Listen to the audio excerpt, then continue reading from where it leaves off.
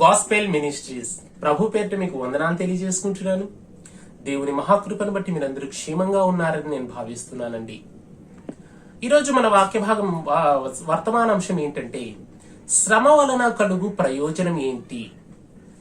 మనకు ప్రభువే సెలవిచ్చాడు, మీరు భూమి మీద ఉన్నంత కాలము శ్రమలు రాక మానవు అని. అయితే శ్రమ వలన ఏదైనా ప్రయోజనం ఉందా? వాక్యాన్ని బట్టి మనము తెలుసుకోబోతున్నాము. మనం ఏదైనా పని చేస్తే దానికి తగిన ప్రతిఫలము ఖచ్చితంగా ఉంటుంది. మరి అలాంటిది భక్తుడు దేవుని రాజ్యం కోసము, దేవుని నామము నిమిత్తము శ్రమలు అనుభవించడం వలన భక్తునికి కలిగేటువంటి ప్రయోజనాలు ఏంటో ఈరోజు మనము తెలుసుకునే ప్రయత్నం చేద్దామండి. మొట్టమొదటిది, శ్రమ వలన కలుగు ప్రయోజనం ఏంటంటే, మనకు అపారమైన ఓర్పు కలుగుతుందండి. అంటే ఓరిమి వస్తుంది. రోమాపత్రిక 5వ అధ్యాయం 3వ వచనం ప్రకారం, శ్రమ ఓర్పును, ఓర్పు పరీక్షను, పరీక్ష నిరీక్షణను కలుగజేయునని ఎరిగి శ్రమలయందు అతిశయపడుదుము అని పౌలు రాస్తున్నాడండి. శ్రమ మనకు ఒక ఓర్పును కలుగజేస్తుందంట. మరియు హెబ్రీ పత్రిక 10వ అధ్యాయం 36వ వచనం ప్రకారం, మీరు దేవుని చిత్తమును నెరవేర్చిన వారై వాగ్దానము పొందు నిమిత్తము మీకు ఓరిమి అవసరమై ఉన్నది. చూసారా, ఈ లేఖన భాగం ఏమంటుందంటే, మనము ఒక వాగ్దానము పొందాలంటే వి షుడ్ హ్యావ్ పేషెన్సీ అని ఇక్కడ భక్తుడు చెప్తున్నాడండి. ఆ పేషెన్సీ లేకపోతే మనకు తగిన ప్రతిఫలము దొరకదు అని. మన గత వారంలో తెలుసుకున్నాము, కొన్ని ప్రార్థనలు ఆలస్యంగా జరగడం వెనకాల దేవుడు ఒక చరిత్రని రాసిపెట్టి ఉంటాడని. సో అటువంటి ఓరిమితో కలిగి ఉండడం వలన మనకు ఘనమైనటువంటి ఈ ప్రతిఫలము దక్కుతుంది అని ఈ లేఖనం చెప్తుందండి. మరి ఒక లేఖనం చూద్దాం. యాకోబు పత్రిక 1వ అధ్యాయం 3వ వచనం, పరీక్ష ఓర్పును పుట్టించునని ఎరిగి మీరు నానా విధములైన శోధనలో పడినప్పుడు అది మహదానందమని ఎంచుకొనుడి అని యాకోబు రాస్తున్నాడండి. ఈ శ్రమ వలన కలిగేది ఓర్పు అండి. ఓర్పు వలన మనము సమస్తమైనటువంటి విషయాలను జయించే శక్తి పేషెన్సీలో ఉంది. ఈ ఓర్పు కోల్పోవడం వలనే ప్రజలు చాలా రకాలుగా నష్టపోతూ ఉంటారండి. సో ఓర్పు కలుగుతుంది మనకు శ్రమ వలన. రెండవ ప్రయోజనం, సంతోషము కలుగుతుంది. 126వ కీర్తన 5వ వచనం, కన్నీళ్లు విడుచుచు విత్తువారు సంతోష గానముతో పంట కోసేదరు, పిడికెడు విత్తనములు చేత పట్టుకొని ఏడ్చుచూ పోవు విత్తువాడు సంతోషగానము చేయుచు పనలు మోసుకొని వచ్చును అని కీర్తనకారుడు చెప్తున్నాడండి.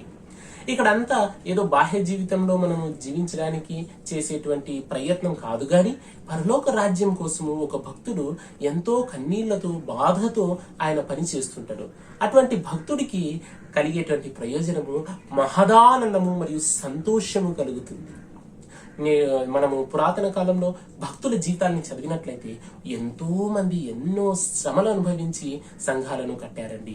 నేడు వారి పంట చూసినట్లయితే మనము ఎన్నో వేల కోట్ల ప్రజలు వారు వేసిన పునాది మీద రక్షించబడ్డారండి. సో ఇది శ్రమ వల్ల కలిగేటువంటి గొప్ప ప్రయోజనము, సంతోషము మనకు కలుగుతుంది. మూడవ ప్రయోజనం ఏంటంటే, ఇది వెరీ ఇంపార్టెంట్ అండి. శ్రమ వలన ఒక పరిపక్వత కలుగుతుందండి భక్తునికి. పరిపక్వత అంటే వయసు 60 ఏళ్ళు 70 ఏళ్ళు రావడం కాదండి. మానసికంగా వయసు మెచ్యూరిటీ రావడం, ఆత్మీయంగా మెచ్యూరిటీ రావాలి అంటే భక్తుడు శ్రమల గుండా మనకు పోవాల్సి ఉంటుంది. ప్రసంగి గ్రంథం 7వ అధ్యాయం 3వ వచనం ప్రకారం, నవ్వు కంటే దుఃఖము మేలు, ఎలయనగా ఖిన్నమైన ముఖము హృదయమును గుణపరచును అండి. హృదయాన్ని గుణపరుస్తుంది అంటే సరి చేస్తుంది, ఒక స్ట్రక్చర్ లోకి మారుస్తుంది అండి. అంటే దుఃఖము దేవుని అనుసారమైన దుఃఖం అండి, మనము లోకానుసారమైన దుఃఖం కాదు. దేవుని చిత్తమైనటువంటి దుఃఖము హృదయాన్ని గుణపరుస్తుంది, భక్తుడిని పరిపూర్ణతలోకి, అంటే ఒక పరిపక్వత స్టేజ్ లోకి తీసుకొని వెళ్తుంది. 1 పేతురు గ్రంథం 5వ అధ్యాయం 10వ వచనం కూడా ఏమని సెలవిస్తుందంటే, తన నిత్య మహిమకు క్రీస్తునందు మిమ్మును పిలిచిన సర్వకృపానిధియగు దేవుడు కొంచెము కాలము మీరు శ్రమపడిన పిమ్మట తానే మిమ్మును పూర్ణులుగా చేసి స్థిరపరచి బలపరచును. చూసారా భక్తులారా, దేవుడు మనం అనుభవించే శ్రమల్ని చూస్తూ ఉన్నాడు. చూస్తూ ఆయన కొంచెము కాలము వేచి ఉన్నాడు. ఎందుకంటే ఆయన కాలంలో అంటే లార్డ్స్ టైంలో ఆయన వచ్చి మనల్ని స్థిరపరిచి బలపరిచి తగిన పరిపక్వత సమయంలో మనల్ని ఆయన హెచ్చించును. కనుక భక్తులు శ్రమ పడినప్పుడు వారికి పరిపక్వత కలుగుతుందండి. ఈ పరిపక్వత లేకపోతే ఆత్మీయ జీవితంలో మనము పెద్దగా వండర్స్ అంటే దేవుని యొక్క రెవల్యూషన్స్, ప్రత్యక్షతలు ఇవన్నీ కూడా మనము చూడలేమండి. చూడడానికి వయసు 60-70 వస్తుంది, లేఖన భాగాల్లో మీ జ్ఞానము కూడా ఉండదండి. అలాంటి వయసు, అలాంటి పరిపక్వత, దేహ సంబంధమైన పరిపక్వత ఎందుకు ఉపయోగం చెప్పండి? కొంతమందిని గమనించినట్లయితే బాలురు సైతము దైవ జ్ఞానంలో విశేష జ్ఞానము పొంది ఉంటారు. కాబట్టి ఈ ఆత్మీయ పరిపక్వత రావాలంటే ఆ భక్తుడు శ్రమల గుండా వెళ్ళాలి. శ్రమ వలన కలుగు మరి ఒక ప్రయోజనం ఏంటంటే నీతి మనకు సంభవిస్తుందండి. దైవీకమైన నీతి మనకు కలుగుతుంది. హెబ్రీయులకు రాసిన పత్రిక 12వ అధ్యాయం 11వ వచనం ప్రకారం, ప్రస్తుతమందు సమస్త శిక్షయు దుఃఖకరముగా కనబడునే గాని సంతోషకరముగా కనబడదండి. అయినను దాని యందు అభ్యాసము కలిగిన వారికి అది నీతి అను సమాధానకరమైన ఫలం ఇచ్చును. చూసారా, కష్టం వస్తుంది, అది మనకేమి సంతోషంగా ఉండదు, మనం హ్యాపీగా జాలీగా ఎంజాయ్ చేయలేము. అయితే ఆ కష్టము అభ్యాసం చేయండి, ప్రాక్టీస్ చేయండి. ఆ శ్రమలు, దైవీకమైన శ్రమ మీరు ప్రాక్టీస్ చేయడం వలన నీతి అను సమాధాన ఫలము మీకు కలుగుతుంది అని పౌలు చెప్తున్నాడండి. కాబట్టి నీతి కలగాలి అంటే మనము మన క్రియల చేత మనం నీతిమంతులుగా మార్చబడలేము, తీర్పు తీర్చబడలేము. దేవుని మహాకృప వల్లనే మనం నీతిమంతులుగా తీర్పు తీర్చబడతామని లేఖనం చెప్తుంది. అయితే ఆ నీతిమంతులుగా మారే క్రమంలో భక్తుడు శ్రమల గుండా వెళ్లాల్సిన అవసరం ఉంది అని ఈ లేఖన భాగం చెప్తుంది. So let's practice that tribulations అండి. ఆ శ్రమల్ని ప్రాక్టీస్ చేయండి. మనం చూస్తున్నట్లయితే ఈ కరోనా యొక్క 2 years గా మనము ఎన్నో చేంజెస్ కి మనము అలవాటు పడ్డాం. ఎన్నో చేంజెస్ ని మనం ప్రాక్టీస్ చేసాం. ఇవన్నీ రాబో వాటి యొక్క ఛాయ. అంటే 7 ఏళ్ల మహాశ్రమలలో సంభవించు ఆ గొప్ప శ్రమలకు ఇవన్నీ ఒక చిన్న ప్రాక్టీసెస్ అండి.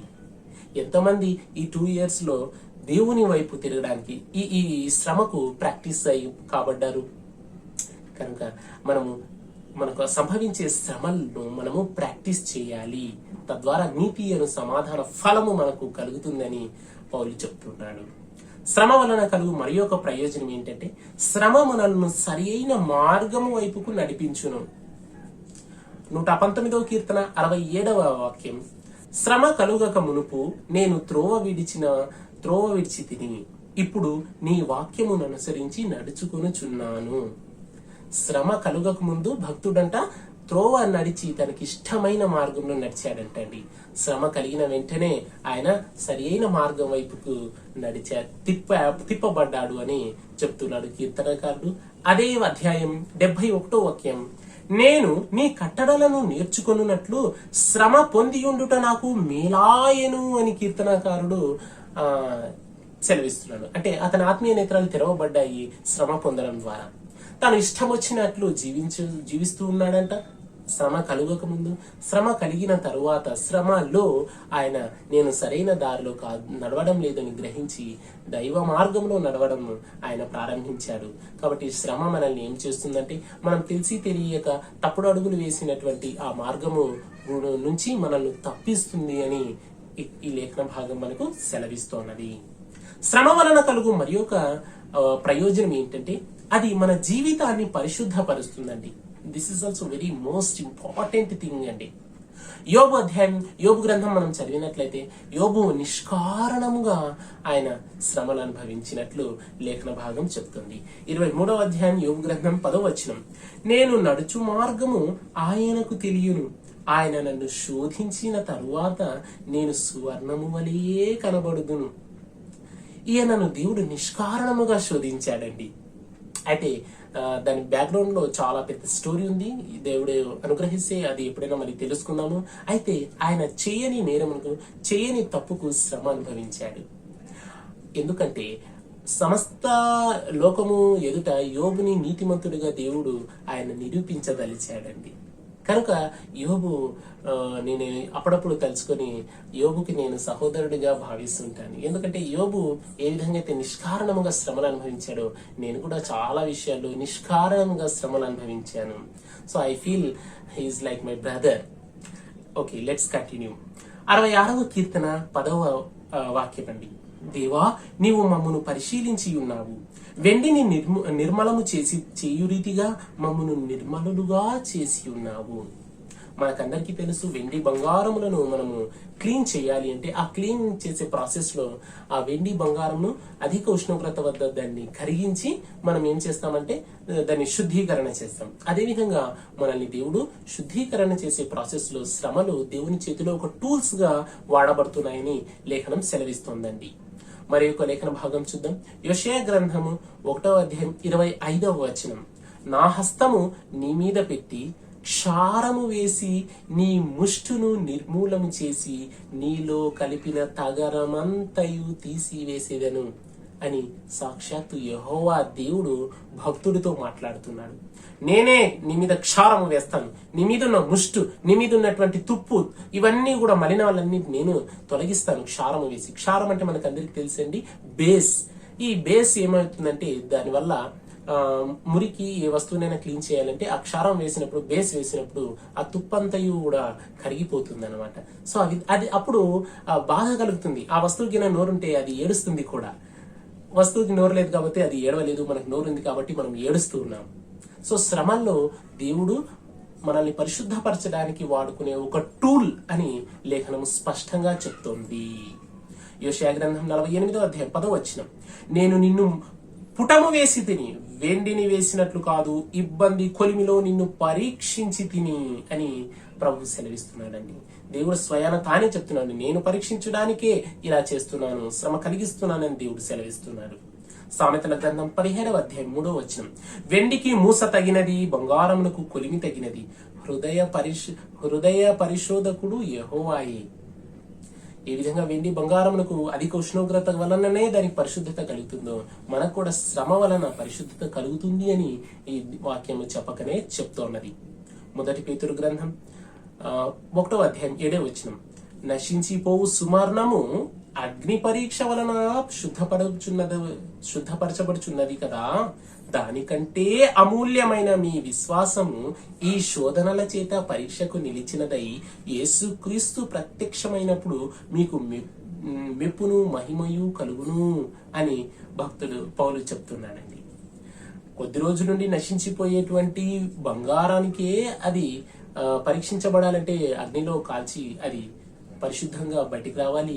అలాంటిది మన అమూల్యమైన విశ్వాసము టెస్ట్ చేయబడాలి, అది నిరూపించబడాలి. మన విశ్వాసం అంటే ఎలాంటి పరీక్ష ఉండాలి? శ్రమ అనే పరీక్ష మన విశ్వాసమును నిరూపిస్తుందండి. మనం చూస్తున్నట్లయితే అనేక వేల మందికి మనం సువార్త ప్రకటిస్తున్నాం, అందరూ ప్రభుని నమ్ముకుంటున్నారు. అయితే కాస్తంత శ్రమ, కాస్తంత ఇబ్బంది కలుగగానే వారు ప్రభుని విడిచిపెట్టి వెళ్తున్నారు. శ్రమ వలన మన విశ్వాసము పరీక్షించబడును. మన విశ్వాసము తండ్రి అయిన అబ్రహాము 25 సంవత్సరాలు వాగ్దానము కోసము ఆయన వేచి చూడవలసి వచ్చింది. ఎంతటి ఓర్పు, ఎంతటి నిరీక్షణ, ఎంతటి అది వర్ణాతీతం అండి. మనం 1 నెల 2 నెలలకే మనం విసిగి వేసారిపోతాం మన ప్రార్థనలకు ఆన్సర్ రాకపోతే. 25 సంవత్సరాలు ఆయన ఏ విధంగా వేచి చూసి ఉంటాడు. ఒక క్షణం ఆలోచిస్తే మనకు ఇది అర్థమవుతుంది. కాబట్టి శ్రమ వలన పై లేఖన భాగాల ద్వారా మనకు పరిశుద్ధత కలుగుతుంది. మనల్ని పరిశుద్ధపరచడానికే దేవుడు మన జీవితంలో శ్రమని అలౌ చేశాడు అని లేఖనం స్పష్టంగా చెప్తోన్నది. ఈ మాటలు వినడానికి కాస్త కఠినంగా ఉండొచ్చు, కానీ చేదైన మాటలు ఎప్పుడు అని మనకు ఆరోగ్యకరములని జ్ఞాపకం చేసుకోండి. తీపికరమైన మాటలు మనకు హాని కలుగజేస్తాయి. సరే, నెక్స్ట్, శ్రమ వలన కలుగు మరి ఒక ప్రయోజనం, మనము క్రీస్తు వలె జీవించడానికి శ్రమలు సహాయం చేస్తాయి. మన క్రీస్తు ఏ విధంగా భూమి మీద మాదిరిగా మనకు జీవించాడో ఆ విధంగా మనం జీవించడానికి శ్రమలు మనకు సహాయం చేస్తాయి. ఫిలిప్పీయులకు రాసిన పత్రిక 3వ అధ్యాయం 10వ వచనం ప్రకారం, ఏ విధము చేతనైనను మృతులలో నుండి నాకు పునరుత్థానము కలగవలెనని ఆయన మరణ విషయములో సమా అనుభవము గలవాడనై ఆయనను ఆయన పునరుత్థాన బలమును ఎరుగు నిమిత్తమును ఆయన శ్రమలలో పాలివాడగుట ఎట్టిదో ఎరుగు నిమిత్తమును సమస్తమును నష్టపరుచుకొని వాటిని పెంటతో సమానముగా ఎంచుకొనుచున్నాను అని పౌలు ఇంత పెద్ద స్టేట్మెంట్ ఇచ్చాడండి. అంటే దేవుడు మన కోసం మనల్ని విమోచించడానికి ఆయన దేవుడు అనేటువంటి స్థానము విడిచి తుచ్చమైన నరుడి అవతారము ఎత్తి భూమి మీద ఆయన అవతరించినందుకు ఆ యొక్క గొప్పతనాన్ని అనుగ్రహించినటువంటి పౌలు, నేను దేవుడే అంత పెద్ద భాగ్యమును విడిచిపెట్టి నా కోసం తుచ్చమైన మానవ శరీరాన్ని ధరించాడే, మరి నేను దేవుని కార్యము కోసము నాకు కలుగు ఈ మహిమ, నాకున్నటువంటి ఈ భోగములన్నీ నేను పెంటగా సమానంగా ఎంచుకున్నట్లో పెద్ద వింతగా ఏముంది, పెద్ద ఆశ్చర్యం ఏముంది అని పౌలు చెప్తున్నాడండి. సో ఇలాంటి చిన్న కమిట్మెంట్ మనకు ఉండాలండి. చాలా మందిని మనం గమనిస్తున్నట్లయితే శ్రమ కలిగినప్పుడు వారు ప్రభుని విసర్జిస్తూ ఉంటారు. శ్రమ వలన మనము క్రీస్తు స్వారూప్యంలోకి మార్చబడతామనే సంగతి వారు గ్రహిస్తే వారు ప్రభుని తృణీకరించి ఉండేవారు కారు. దేవుడు మన కోసము, దేవుడు తన స్థానమునే విడిచిపెట్టి వచ్చేసాడు. ఇంకంతకంటే త్యాగం మనం చేయగలమా అండి? మనం ఏమిచ్చి దేవుని రుణం తీర్చుకోగలుగుతాము? అందుకని పాత హెబ్రోను పాట ఒకటి ఉంది. నీవు చేసిన ఉపకారములకు నేనేమి చెల్లింతును, నీవు చేసిన ఉపకారములకు నేనేమి చెల్లింతును, వేలాది దూడలనా వేలాది పొట్టేలనా అని ఆ పాట మీకు ఎక్కడైనా లభిస్తే వినండి ఒకసారి. దేవుడు మన జీవితంలో చేసిన ఉపకారములకు మనం ఏమిచ్చి రుణం తీర్చుకోగలుగుతాం? అలాంటిది దేవుని రాజ్యం కోసం కాస్తంత శ్రమ అనుభవించడం మనకు పెద్ద వింతనా అండి? It's not. సో మనం క్రీస్తు స్వారూప్యంలోకి మార్చబడాలంటే we should under tribulations, శ్రమల గుండా మనం వెళ్ళాలి. మరి ఒక లేఖన భాగం చదువుదాం. 2వ కొరింథీయులకు రాసిన పత్రిక 4వ అధ్యాయం 7 నుంచి 13 వరకు అండి. 2 కొరింథీయులకు రాసిన 2వ పత్రిక 4వ అధ్యాయం 7 నుంచి 13 వరకు. అయినను ఆ బలాధిక్యము మా మూలమైనది కాక దేవునిదై ఉండునట్లు మంటి ఘటములో ఈ ఐశ్వర్యము మాకు కలదు. ఎటుపోయినను శ్రమపడుచున్నను ఇరికింపబడిన వారము కాము, అపాయములో నున్నను కేవలం ఉపాయము లేని వారము కాము, తరుమబడుచున్నను దిక్కులేని వారము కాము, పడద్రోయబడినను నశించు వారము కాము.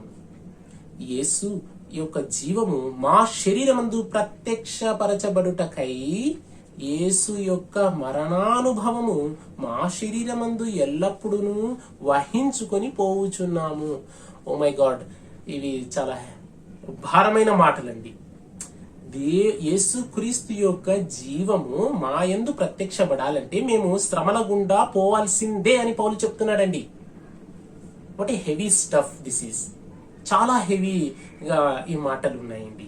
ఎలయనగా యేసు యొక్క జీవము కూడా మా మర్త్య శరీరమునందు ప్రత్యక్షపరచబడినట్లు సజీవులమైన మేము ఎల్లప్పుడూ యేసు నిమిత్తము మరణముకు అప్పగించబడుచున్నాము.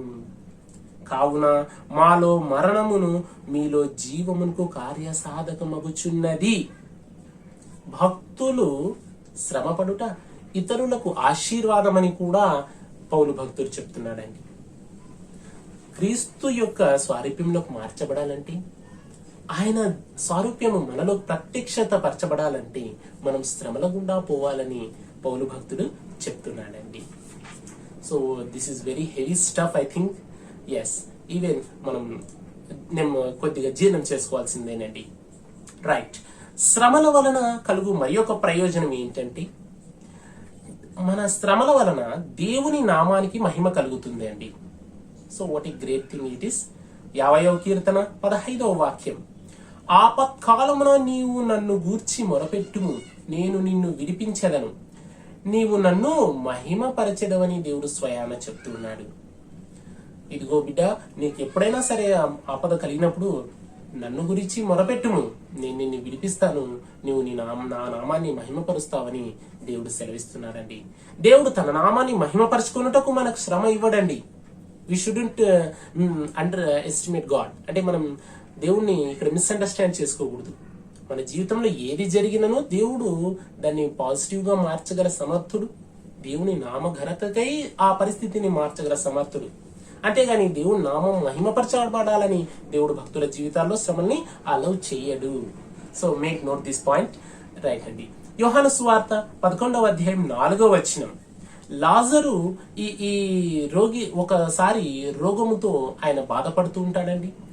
ఆ రోగం వచ్చినప్పుడు ఒక డిస్కషన్ జరుగుతుంది. ఈ రోగము దేని వల్ల వచ్చింది, పాపం వల్ల వచ్చిందా, వారి పితరుల వల్ల వచ్చిందా, ఇలాంటి చిన్న చిన్న డిస్కషన్ జరుగుతుంది. అప్పుడు ప్రభు అంటాడు, ఈ వ్యాధి మరణము కొరకు వచ్చినది కాదు గాని దేవుని కుమారుడు దాని వలన మహిమపరచబడినట్లు దేవుని మహిమ కొరకు వచ్చినది అని ఇక్కడ దేవుడు సెలవిస్తున్నాడు. యోహాను సువార్త 21వ అధ్యాయం 18 నుంచి 19 వరకు పేతురు ఎటువంటి మరణాన్ని ఆయన పొందబోతున్నాడో చివరి దినాల్లో గ్రహించిన యేసుక్రీస్తు ఆయనతో ఒక మాట అంటాడు. అతడు ఎట్టి మరణము వలన దేవుని మహిమపరచునో దాన్ని సూచించి ఆయన ఈ మాటలు చెప్పెను. ఇట్లు చెప్పి నన్ను వెంబడించుమని అతనితో అనెను. నువ్వు ఏ విధంగా మరణిస్తావు, చివరి దినాల్లో ఎక్కడికి పోతావు, నీ ఇష్టం లేని చోటికి నువ్వు వెళ్లాల్సి వస్తుంది అని పేతురు యొక్క అంత్య దినముల గురించి చెప్తూ ఉంటాడండి ప్రభు. మరి ఒక లేఖన భాగం చూద్దాం. ఫిలిప్పీలకు రాసిన పత్రిక 1వ అధ్యాయం 19 నుంచి 20 వరకు పౌలు అక్కడ అంటాడు, నా బ్రతుకు మూలముగానైనను సరే, చావు మూలముగానైనను సరే, క్రీస్తు నా శరీరమందు ఘనపరచబడునని నేను మిగిల అపేక్షించుచున్నాను, నిరీక్షించుచున్నాను కూడా అని చెప్తూ, నా మటుకైతే బ్రతుకుట క్రీస్తే, చావైతే లాభము అని అంటాడు. నేను బ్రతికినా క్రీస్తు కొరకే, నామఘనతకే, నేను చనిపోయినా క్రీస్తు నామఘనత కొరతకే అని తన శరీరమును, తన మరణమును సైతము ఆయన లెక్క చేయకుండా దేవుని పనికి నిమగ్నమయ్యాడు పౌలండి. చూసారా, దేవుడి అలో చేసేటువంటి శ్రమ వలన ఆయన నామానికి మహిమ కలుగుతుంది అని ఈ లేఖనం చెప్తుంది. దేవుడు తన నామాన్ని మహిమపరచుకోవడానికి మాత్రమే మన జీవితాల్లో శ్రమ అలో చేస్తాడని మాత్రం మిస్అండర్స్టాండ్ చేసుకోవద్దండి. శ్రమలు రావడానికి అనేక కారణాలు ఉన్నాయి. ఏ కారణమైనాను సరే దేవుడు తన నామఘనతకై దాన్ని మార్చగల సమర్థుడు అని మనం గ్రహించాలి. నెక్స్ట్, శ్రమ వలన మనము పాపము చేయకుండా అడ్డుకొనబడతామండి. శ్రమ ఏం చేస్తుందంటే మనల్ని పాపం నుండి తప్పిస్తుంది. 2వ కొరింథీయులకు రాసిన పత్రిక 12వ అధ్యాయం 7 నుంచి 10 వరకు చదివితే ఇక్కడ పౌలు తాను పొందిన ప్రత్యక్షత వలన, తాను పొందిన మహాజ్ఞానం వలన గర్వము చేత ఆయన హెచ్చించబడుకున్నట్లు తనను తాను తగ్గించబడ్డానికి నా శరీరమందు ఒక ముళ్ళు ఉన్నది అని తన గురించి ప్రస్తావిస్తూ వస్తాడండి. చాలా మంది ఆ ముళ్ళు ఆయనకు దూరదృష్టి కనిపించదని, లేదంటే రేచీకటి అని, లేదంటే అనారోగ్యం అని చెప్తూ వచ్చారు. అది అనారోగ్యము కాదు, ఆ ముళ్ళు ఆయనకు శ్రమలు. ప్రభుని ఏ విధంగా శాస్త్రులు, పరిచయులు ఆయన అడుగడుగునా ఫాలో అవుతూ ఆయన్ని పరీక్షలు పెట్టి మరియు ఆయన్ను శ్రమ పెట్టాలని చూశారు, అదే విధంగా పౌలు ఎక్కడికి వెళ్ళినను పరిచయులు, శాస్త్రులు మరియు అనేక మత పెద్దలు ఆయన్ని ఫాలో అవుతూ దుండగులను వారు కేటాయించి పౌలును ఎన్నోసార్లు చంపాలనే ప్రయత్నం కూడా చేశారండి. కాబట్టి పౌలు తన జీవితంలో ఉన్నటువంటి ఆ శ్రమ అనే ముళ్ళు గురించి చెప్తూ, బహుశా దేవుడు నేను పొందిన జ్ఞానం వల్ల నేను ఉప్పొంగి అపవాదిలాగా పడిపోకుండానట్లు నా గర్వాన్ని అణిచివేయడానికి ఈ శ్రమ అనే ముళ్ళు నన్ను పాపం నుంచి తప్పించే ఒక సాధనమేమో అని తనలో తాను భావించుకున్నాడండి. సో ఈ రెవల్యూషన్ అర్థం చేసుకోవడం చాలా మింగుడు పడడానికి చాలా కష్టంగా ఉంటుంది. కనుక మనల్ని మనము తగ్గించుకునే ప్రయత్నం చేస్తూ ఉండాలి. ఎప్పటికప్పుడు తగ్గించుకునే ప్రయత్నం చేయకపోయినా మనకి ఏదో ఒక ముళ్ళు మనల్ని తగ్గిస్తుందండి. శ్రమ అనే ముళ్ళు మనల్ని అణిచివేస్తుంది. హల్లెలూయా. శ్రమ మనల్ని ఏం చేస్తుందంటే, శ్రమ మనల్ని పశ్చాత్తాపపడినట్లు చేస్తుందండి. శ్రమ వలన కలుగు మహాప్రయోజనం ఇదండి, మనలో పశ్చాత్తాపాన్ని పుట్టిస్తుంది. మనం తెలిసి తెలియక చేసిన తప్పులు చాలా ఉంటాయి. అటువంటి తప్పుల నుండి మనము బయటపడాలంటే మనలో పశ్చాత్తాపం ఉండాలి. ఆ పశ్చాత్తాపం కలగడానికి శ్రమ ఒక టూల్ గా వాడబడుతుంది. న్యాయాధిపతుల గ్రంథం 10వ అధ్యాయం 6 నుంచి 15 వచనాల్లో మనం చదివినట్లయితే అక్కడ ఇజ్రాయేలీయులు అతి త్వరగా దేవుడు చేసిన మేలులన్నీ మర్చిపోయి వారు విగ్రహారాధనకు పూనుకుంటారు. ఆ విగ్రహారాధన వలన ఇతర దేశస్తులు వీరిని డామినేట్ చేస్తూ ఉంటారు. తద్వారా 8 సంవత్సరాలు వీరు ఇతరుల చేత బాధలు పడతారండి. చివరికి వారు దేవుడి వైపు తిరిగి మొరపెట్టుకుంటే దేవుడు కరుణా కటాక్షాలు కలిగిన వాడు కనుక వారిని వెంటనే ఆ మొర ఆలకించి వారిని విడిపిస్తాడండి. ఆ విధంగా మనం తెలిసి తెలియక చేసిన తప్పుల వలన మనము కొన్ని శ్రమలు అనుభవిస్తుంటాం. అటువంటి శ్రమల్లో మనం పశ్చాత్తాపం కలిగినట్లయితే దేవుడు మనల్ని కాపాడేవాడై ఉన్నాడు. ఆ శ్రమ మనల్లో పశ్చాత్తాపాన్ని పుట్టిస్తుంది. అన్ఫార్చునేట్లీ ఆ పశ్చాత్తాపాన్ని కూడా పసిగట్టలేకుండా ఉన్నారు చాలా మంది భక్తులండి. రైట్. శ్రమ ఏం చేస్తుంది అంటే శ్రమ దేవుని పిల్లలని లోకమునకు రుజువు చేస్తుందండి. శ్రమ మనల్ని ఏం చేస్తుంది? దేవుని పిల్లలము మనము అని లోకానికి రుజువు పరుస్తుంది. హెబ్రీయులకు రాసిన పత్రిక 12వ అధ్యాయం 5 నుంచి 6 వచనాలు చదివితే, నా కుమారుడా, ప్రభువు చేయు శిక్షను తృణీకరించుకుము. ఆయన నిన్ను గద్దించినప్పుడు విసుగకుము. ప్రభువు తాను ప్రేమించు వారిని శిక్షించి తాను స్వీకరించు ప్రతి కుమారుణ్ణి దండించును. సో కుమారుణ్ణి తండ్రి దండిస్తాడండి. ఈ విధంగా ఎందుకు అంటే మనం దేవుని పిల్లలమని లోకానికి రుజువుపరచడానికి. రైట్. శ్రమ వలన మరి ఒక ప్రయోజనం ఏంటి అంటే శ్రమ మనల్ని ప్రార్థనా పరులుగా తీర్చిదిద్దుతుంది. శ్రమ మనల్ని ప్రార్థనా వీరులుగా మారుస్తుంది. యెషయా గ్రంథం 26వ అధ్యాయం 16వ వచనం చదివితే, యెహోవా, శ్రమలలో వారు నిన్ను తలంచుకొనిరి, నీ శిక్ష వారి మీద పడినందున వారు విశేషముగా దీన ప్రార్థనలు చేసిరి అని యెషయా చెప్తున్నాడండి. ఇక్కడ ఇజ్రాయేలీలే కాదు, మనం ఎవరైనా సరే శ్రమల్లో దేవుడు మనకు గుర్తొస్తుంటాడు. శ్రమల్లో మోకాల్లోని కన్నీరు కార్చి మనము ప్రార్థిస్తుంటాం. అప్పుడు ప్రార్థించడం మంచిదే, కానీ అదే ప్రార్థన మిగతా సమయాల్లో కూడా కొనసాగించడం చాలా ప్రాముఖ్యమైనది. What ever it may be, any how, శ్రమ అనేది మనల్ని ప్రార్థనా వీరులుగా మారుస్తుంది. రైట్. శ్రమ కలిగించు మరొక ప్రయోజనం ఏంటంటే ఇతరులను ఆదరించడానికి మనకు ఒక ఎక్స్పీరియన్స్ కలగజేస్తుందండి. ఇతరుల్ని ఆదరించడానికి మనకు ఒక అనుభవము ఉండాలి. ఆ అనుభవము శ్రమ ద్వారా కలుగుతుంది అని 2వ కొరింథీయుల పత్రిక 1వ అధ్యాయం 4వ వచనంలో చెప్పబడింది.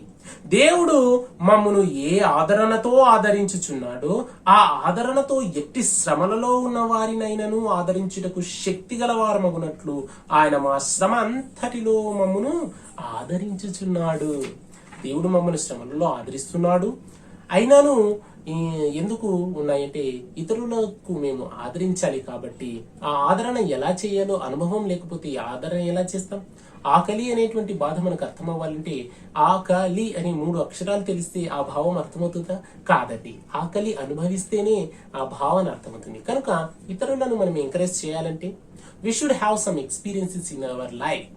సో ఆ ఎక్స్పీరియన్సెస్ ఇవి శ్రమను కలుగజేస్తాయి. శ్రమ కలుగజేసే మరొక ప్రయోజనం ఏంటంటే this is also very most important. శ్రమ మనల్ని సువార్త ప్రకటించుటకు సాక్షులుగా నిలబెడుతుందండి.